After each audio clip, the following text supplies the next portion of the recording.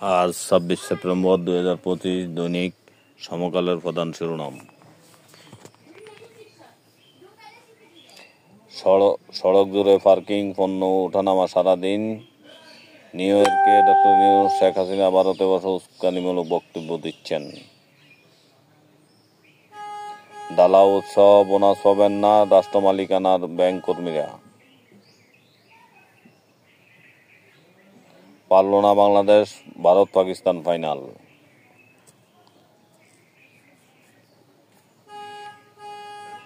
JNG বিক্ষোভে উত্তাল কেন শীতল লাদাখ? আল জাজিরার বিশ্লেষণ।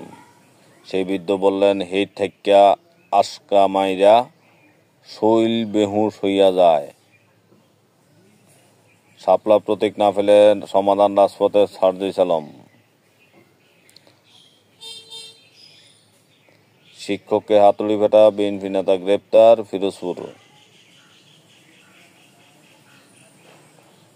গ্রামে হিমাগার স্থাপনে ডাচ সরকারের সহায়তা চাইলেন প্রধান উপদেষ্টা।